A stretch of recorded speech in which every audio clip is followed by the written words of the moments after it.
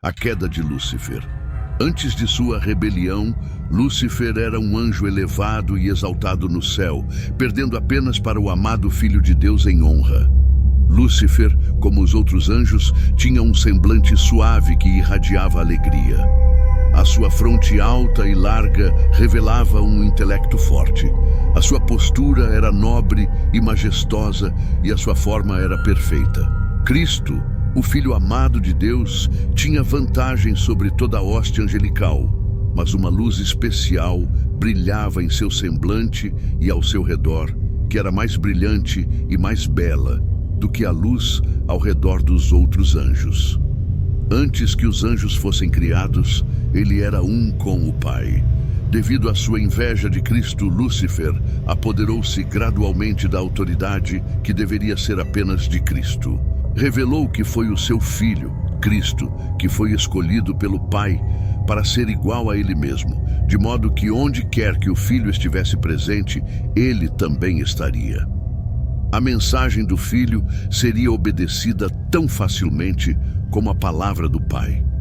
Ele tinha investido no seu Filho, com o poder de dirigir as hostes celestiais. Em particular, o seu Filho iria colaborar com ele na próxima criação do planeta e de toda a vida que nele se encontraria. O seu Filho realizaria os seus objetivos e cumpriria a sua vontade, mas não faria nada por si mesmo. Nele, a vontade do Pai seria cumprida. Jesus Cristo inspirou inveja e ciúme a Lúcifer. E mais uma vez, Lúcifer acreditava que os anjos do céu o amavam e tinham-no em grande consideração. Apesar da sua elevada exaltação, e isso fugiu do seu controle. Lúcifer já não dirigia-se ao seu Criador com gratidão e adoração. Ele queria chegar ao topo de Deus o Pai. Orgulha-se da sua eminência. Ele tinha estado perto do grande Criador e dos raios brilhantes, sem fim. Recebeu uma quantidade especial da luz do Deus eterno.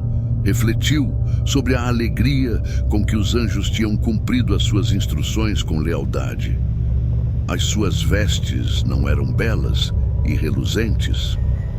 Por que razão seria Cristo assim mais venerado do que ele próprio? Ele saiu da presença do Pai, insatisfeito e cheio de ressentimento. A seguir foram organizadas companhias, com um anjo de comando superior em cada divisão. Por ser ambicioso, Satanás travou uma guerra contra a lei de Deus, autoexaltação e indisposição para se curvar à autoridade do Deus Filho, comandante supremo do céu. O Pai chamou toda a hoste celestial para vir diante dele, para que cada assunto pudesse ser decidido.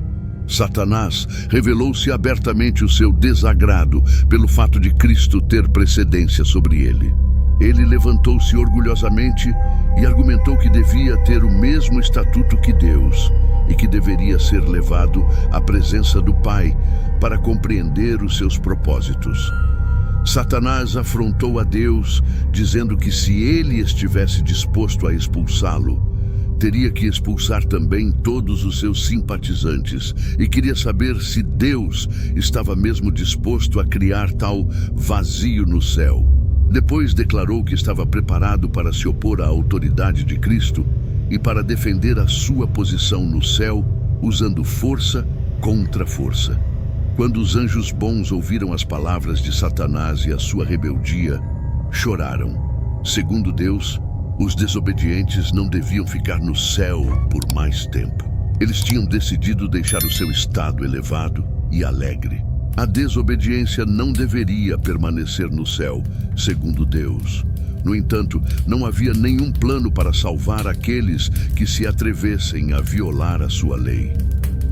Quando se tratou da sua rebelião e mostrou desrespeito pela lei do Criador, isso foi o fator determinante para a queda de Satanás. Mais uma vez, os anjos devotos avisaram-no e asseguraram-lhe que aquele que podia criar os anjos podia, pelo seu poder, anular toda a sua autoridade e, de alguma forma, punir a sua rebelião e audácia. A lei de Deus, que era tão sagrada quanto ele, segundo Satanás, deveria ser combatida pelos anjos. Os anjos devotados viajaram rapidamente para o Filho de Deus e informaram-no dos acontecimentos que estavam a ocorrer entre os anjos. Eles encontraram o pai e seu filho querido conversando para decidir o método pelo qual o suposto poder de Satanás poderia ser permanentemente suprimido para o melhor interesse dos anjos devotados. O poderoso Deus poderia ter imediatamente expulsado do céu esse mestre do engano, mas não é isso que ele quer. Ele daria aos desobedientes a mesma oportunidade de arrependimento a qual Lúcifer teria. Ele usa o seu próprio filho e os seus anjos devotos para medir o poder e a força. Cada anjo escolheria um lado neste conflito e tornar-se-ia manifesto para todos. Ele então declarou que estava preparado para resistir à autoridade de Cristo e defender o seu lugar no céu pela força do poder, força contra força. Os anjos bons choraram ao ouvir as palavras de Satanás com seus argumentos. Deus declarou que o rebelde não mais deveria permanecer no céu. Seu elevado e feliz estado fora mantido sob a condição de obediência à lei que Deus dera para governar. Satanás tornou-se ousado em sua rebelião e expressou seu desprezo pela lei do Criador. Isto Satanás não podia suportar. Afirmou que os anjos não precisavam de lei, mas deveriam ser deixados livres para seguir sua própria vontade, que sempre os guiaria, que a lei era uma restrição à sua liberdade e que abolir a lei era um dos grandes objetivos de sua oposição.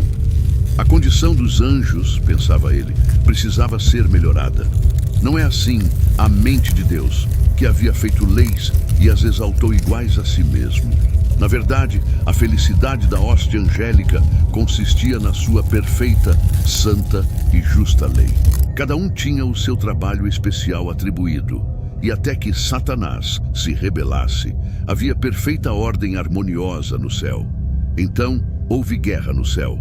O Filho de Deus, o Príncipe do céu e os seus anjos leais entraram em conflito com o arqui-rebelde e aqueles que se uniram a ele. O Filho de Deus e os anjos verdadeiros e leais prevaleceram, e Satanás e os seus simpatizantes foram expulsos do céu. Todas as hostes celestiais reconheceram e adoraram o Deus da justiça. Nenhuma mancha de rebelião foi deixada no céu. Tudo voltou a ser pacífico e harmonioso como antes. Os anjos no céu choravam o destino daqueles que tinham sido seus companheiros de felicidade e bem-aventurança. Sua perda foi sentida no céu. O pai consultou seu filho a respeito de realizar imediatamente o seu propósito de criar o homem para habitar a terra.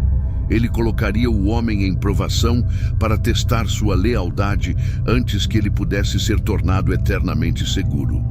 Se ele suportasse o teste com o qual Deus achou conveniente prová-lo, ele deveria finalmente ser igual aos anjos. Ele deveria ter o favor de Deus e ele deveria conversar com os anjos. O pai não achou conveniente colocá-los no planeta sem a possibilidade da desobediência.